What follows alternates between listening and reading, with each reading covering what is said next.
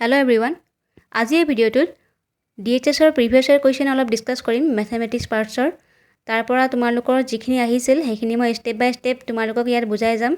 আগন্তুক DHS পৰীক্ষাত বহুতখিনি হেল্প হ'ব তো ইয়াৰ পৰা তোমালোকে চাই লবা কি কি আহিছিল পৰীক্ষাত সোৱা সিম্পলিফাই আহিছিল এনেকুৱা টাইপৰ এখিনি অপচন হয় মই অপচনখিনি সাইডত দি দিছো সোৱা এটো আমি কেনেকৈ কৰিম ওপৰে তলে আমি চাই লম প্ৰথমতে কেনেকৈ কেনসেল যাবনে নাই গৈছে এইখিনি সোৱা 2 1 যা 2 2 যা 4 কেনসেল গল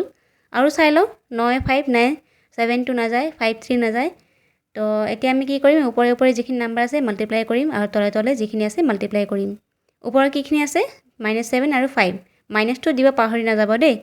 আৰু 7 5 35 হ'ল আৰু তলৰখিনি 3 2 9 আছে কি হ'ব হেখিনি 3 2 যা 6 6 9 যা 54 তাৰ মানে -35 বাই 54 পালো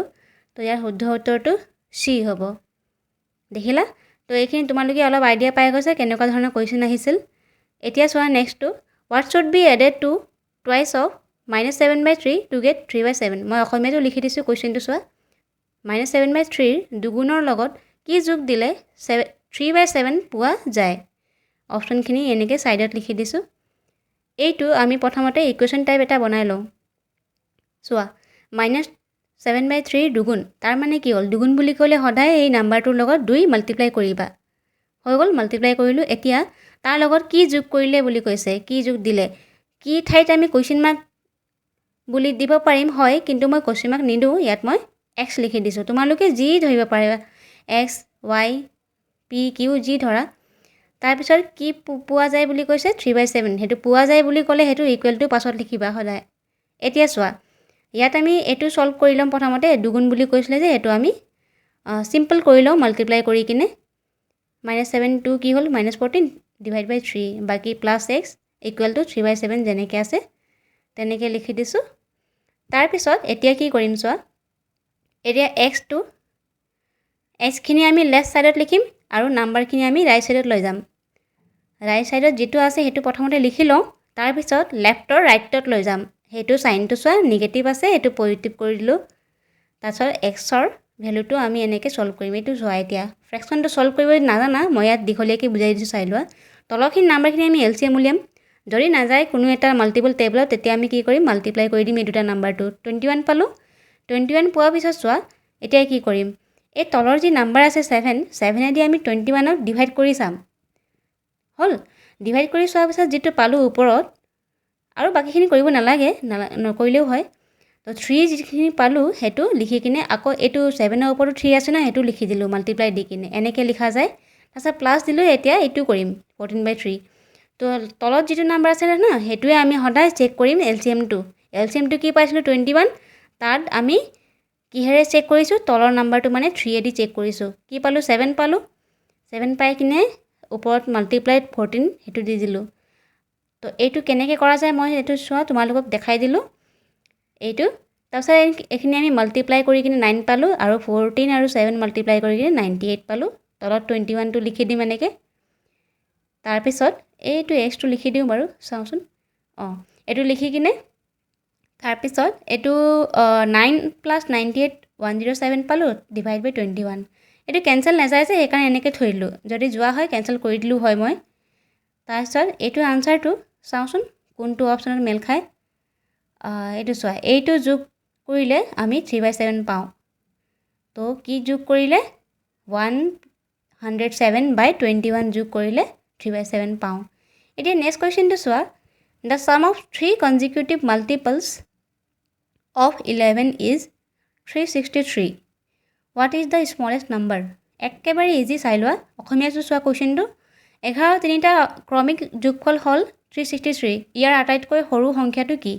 অপচনখিনি সোৱা ৰাইট সাইডত দি দিছো মই এইটো সোৱা প্ৰথমতে কনজিকিউটিভ নাম্বাৰ বুলি ক'লে যে তিনটা বুলি কৈছে ন এটো এনেকৈ লিখিবা এটো ফিক্স হয় এটো তোমালোকে মনত ৰাখিব লাগিব কনজিকিউটিভ নাম্বাৰ বুলি ক'লে সদায় তিনিটা বুলি ক'লে এনেকৈ লিখিবা x x + 1 x + 2 চাৰিটা বুলি ক'লে আৰু x + 3 এক্সট্ৰাকৈ লিখিলো হয়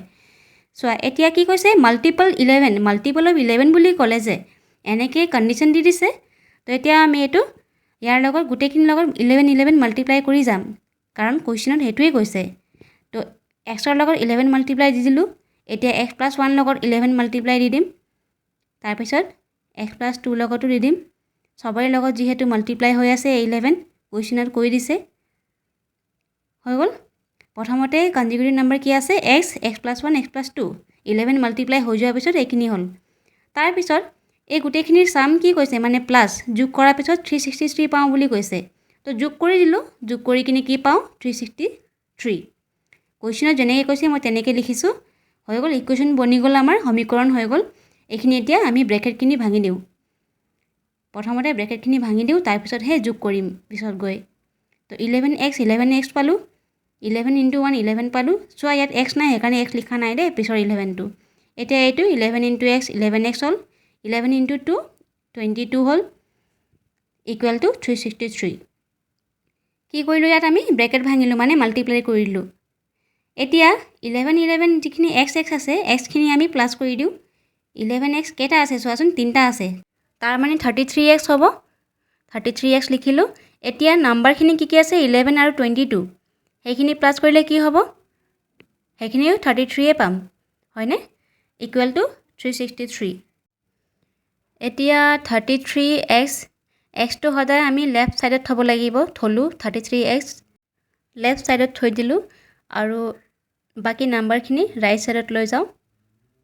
33 টো চোৱা পজিটিভ হৈ আছে ৰাইট সাইডত লৈ গলে কি হ'ব নেগেটিভ হৈ যাব তাৰ পিছত সলভ কৰি যাও এতিয়া এটো কি হ'ব মাইনাস কৰিলে 330 হ'ব এতিয়া মাজত ইকুৱেল টু থাকিলে যে লেফট আৰু ৰাইট সাইড যে কটাকটি যায় মই প্ৰত্যেকটো ভিডিওটো কওঁ তোমালোকক মাজত ইকুৱেল টু থাকিলে লেফট আৰু ৰাইট সাইডত কটাকটি যাব আৰু এটো কেতিয়া যাব কটাকটি মাল্টিপ্লাই সাইন থাকিলে তেতিয়াহে যাব প্লাস বা মাইনাস সাইন থাকিলে তেতিয়া কেনসেল না যায় কিন্তু দেই তো এতিয়া চোৱা এটো কি পালো x ৰ ভ্যালু 10 পালো কি সুধিছিলে কোৱেশ্চনত স্মলেষ্ট নাম্বাৰ সুধিছিলে তো স্মলেষ্ট নাম্বাৰ ইয়াত কি আছে চোৱাচোন প্ৰথমটো যেটো নাম্বাৰ আছে হেতু হল স্মলেষ্ট মাদাৰ টু মিডল লাস্টাৰ টু লাৰ্জেষ্ট নাম্বাৰ বুলি ক'ব পাৰে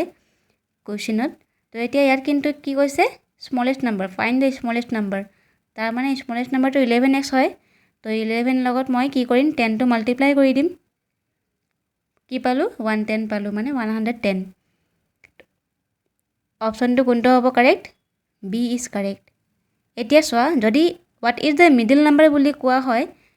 যদি কলে হেতেন কোৱেশ্চনত তেতিয়া হলে কি হলহেতেন মই হেতু কৰি দেখাই দিছো চোৱা 11 আৰু ব্ৰেকেটৰ ভিতৰত x আছে তো x ৰ ঠাইত কি দিম 10 পাইছো নহয় সেই কাৰণে +1 এটো লিখিলো +1 এতিয়া এখিনি কি হ'ব 11 ব্ৰেকেট মানে কি বুজায় মাল্টিপ্লাই সাইন বুজায় আৰু এটো ব্ৰেকেটটো সদায় মাল্টিপ্লাই সাইন বুজায় দে এটো মনত ৰাখিবা তাৰপিছত ভিতৰটো কি পালো প্লাস কৰি কিনে 11 পালো 10 + 1 11 এই দুটা এতিয়া মাল্টিপ্লাই কৰি কিনে 121 পালো তো এতিয়া লাৰ্জেষ্ট নাম্বাৰ যদি हुदा হয় তেতিয়া কি হ'ব লাৰ্জেষ্ট নাম্বাৰটো তেনেকৈ কৰিবা সো মই কৰি দিছো 11 আৰু x ৰ ঠাইত কি 10 দিলো +2 এতিয়া 11 লিখিলো ব্ৰেকেট ঠাইত কি লিখিম মাল্টিপ্লাই সাইন এতিয়া 10 + 2 কি হ'ব 12 এই দুটা মাল্টিপ্লাই কৰি কি পালো 132 তো হল আমাৰ কোৱেশ্চনৰ কি সুধিছে স্মলেষ্ট নাম্বাৰ সুধিছে সেই কাৰণে ইয়াত এতিয়া 110 হে হ'ব দে আনসাৰটো এতিয়া চোৱা নেক্সট কোৱেশ্চনটো চোৱা এজ প্ৰবলেম হয় এটো কোৱেশ্চনটো Arjun is twice as old as Shriya 5 years ago his age was 3 times Shriya's age what is Shriya's present age অৰ্জুনৰ বৰ্তমান বয়স শ্ৰিয়াৰ বয়সৰ দুগুণ 5 বছৰ আগতে তাৰ বয়স শ্ৰিয়াৰ বয়সৰ 3 গুণ আছিল শ্ৰিয়াৰ বৰ্তমান বয়স কিমান অপশন চোৱা ইয়াত দিয়া আছে মই সাইডত লিখি দিছো এইটো একেবাৰে ইজি চাই লোৱা প্ৰথমতে কোৱেশ্চনত কি সুধিছে কাৰ প্ৰেজেন্ট এজ সুধিছে প্ৰথমতে শ্ৰিয়া এস আৰু অৰ্জুন এ বুলি লিখি মই এনেকে লিখি দিছো লেটাৰ চোৱা Arjun is twice as old as Shriya তো ইয়াত কি সুধিছে কাৰ এজটো উলিয়াব কৈছে হেতু মন কৰিবা শ্ৰিয়াৰ এজ হয়নে তো এক্স লিখি দিলো এক্স ধৰি লৈছো মানে এজটো তো অৰ্জুন তো তাতকে দুগুণ হয় নাই তো দুগুণ মানে 2x লিখি দিলো মানে 2x তাৰপিছত 5 ইয়াৰ্স এগো বুলি কৈছে কন্ডিশন দিছে ইয়াত চোৱা 5 ইয়াৰ্স এগো বুলি ক'লে সদায় লগে লগে দুইটাৰ নামত -5 লগাই দিবা যদি 5 ইয়াৰ্স নাও বুলি কোৱা হয় তেতিয়া +5 লাগিলহেতেন দুইটাতে ঠিক আছে তো এনেকে 5 ইয়াৰ্স এগো 2 ইয়াৰ্স এগো বুলি কয় যে দুইটাৰ মাদাৰ্স বা সান কেতিয়াবা থাকে তাতে দুইটাতে -5 লগাই দিবা এতিয়া চোৱা কি কন্ডিশন দিছে his age was 3 times Shriya's age his age মানে কাৰ অৰ্জুনৰ এজ তো অৰ্জুনৰ এজ লিখিলো was মানে was আৰু is বুলি ক'লে যে আমাৰ ইকুৱেল টু বুজায় সমীকৰণ যেতিয়া আমি বনাও তেতিয়া was বা is বুলি ক'লে ইকুৱেল বুজায় তাৰপিছত কি কৈছে was 3 times তো আমি 3 ইনটু দিলো আৰু 3 times Shriya's age তো Shriya's age লগাই দিলো x - 5 হলনে এতিয়া এটো সলভ কৰিম 3 ইনটু x কি হ'ব 3x হ'ব 3 ইনটু 5 কি হ'ব 15 হ'ব হয় নাই 15 দিলো তাৰ পিছত এখিনি x খিনি একেলগে কৰি দিম মানে লেফট সাইডত আৰু নাম্বাৰ খিনি ৰাইট সাইডত লৈ যাও চোৱা 2x লিখিলো লেফট সাইডত 2x টো বাৰু আগৰ পৰা লেফট সাইডত আছে 3x টো লেফট সাইড লেফটলে আনিলো তাৰপিছত -5 টো ৰাইটলে লৈ গলো মানে +5 হৈ গল এতিয়া 2 3 পৰা 2 গল 1 হল আৰু ইয়াত চোৱা ডাঙৰ নাম্বাৰ আগত মাইনাস সাইন থাকিলে হদাই মাইনাসটো বহাবলে পাহৰি নাযাবা ইয়াতো ঠিক তেনেকৈ ডাঙৰ নাম্বাৰ আগত মাইনাস সাইন আছে মাইনাসটো থাকি যাব আৰু 15 ৰ পৰা 5 গল মানে 10 থাকি গল মাইনাস কেনসেল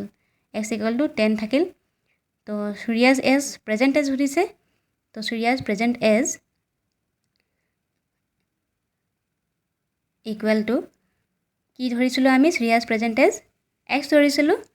তো মই ইয়াত লিখি দিছো চোৱা x ধৰিছিলো হয় নাই তো x = কি পাইছো 10 পাইছো তাৰ মানে Shriya's present age কি হ'ব 10 years হ'ব আৰু অৰ্জুনৰ যদি present age সুধে তেতিয়া কি হ'ব অৰ্জুনৰ present age আমি কি ধৰিছো তাত যদি Shriya's present age x হয় তেতিয়া অৰ্জুনৰ age দুগুণ বুলি কৈছিলে তো 2x ধৰিছিলো তো 2x মানে x ৰ ঠাইত 10 দিলো তো 10 মাল্টিপ্লাই হোৱাৰ পিছত কিমান পালো 20 years এতিয়া কিন্তু Shriya's সুধিছে তো Shriya's আনসাৰটো 10 হ'ব ইয়াত মই এইটো অপচনটো এ হ'ব কিন্তু মই অৰিজিনাল দেখাই দিলো তোমালোকে এটো যাতে কনফিউজন নহয় প্ৰেক্টিস কৰি লবা এস প্ৰবলেমটো তোমালোকে কিন্তু প্ৰেক্টিস কৰিবা দে কিতাপৰ পৰা বিচাৰি কিনে ইম্পৰ্টেন্ট হয় এতিয়া নেক্সট কোৱেশ্চনটো চোৱা what is the perimeter of parallelogram whose two sides are 7 and 12 cm long option কেটা ৰাইট সাইডত আছে parallelogram চোৱা এনেকা দেখিবলৈ হয় নাই এইটো ইয়াৰ প্ৰথমতে তোমালোকে প্ৰপাৰ্টি জানি লোৱা কি হ'ব অপোজিট সাইডস কিটা হদাই ইকুৱেল থাকে হয় নাই তো দুটা সাইড দিয়া আছে কোৱেশ্চনত এটা সাইড এটো ইটো সাইড এটো হলনে 7 আৰু 12 আমি বহাই দিলো তাৰ মানে 7 ৰ অপোজিট সাইড এটো 7 হ'ব আৰু 12 ৰ অপোজিট সাইড এটো 12 হ'ব হল তো পেৰিমিটাৰ উলিয়াব কৈছে পেৰিমিটাৰ হদাই এই গুটেকেটা নাম্বাৰ যে প্লাস হৈ যায় পেৰিমিটাৰ মানে হেতুৱে হয় গুটেকেটা নাম্বাৰ যি দেখা তোমালোকে ডায়াগ্ৰামত গুটেকেটা প্লাস হৈ যায় চাৰিওফালে যি নাম্বাৰ থাকে গুটেখিনি প্লাস হৈ যায় তো হেইখিনি প্লাস কৰি কিনে কি পাম ৰবা মই ইয়াত লিখি দিছো প্ৰথমতে কি আছে 7 + 12 + 7 + 12 হল এটো আমি ডায়াগ্ৰাম পৰা চাই কিনে প্লাস কৰিব পাৰিম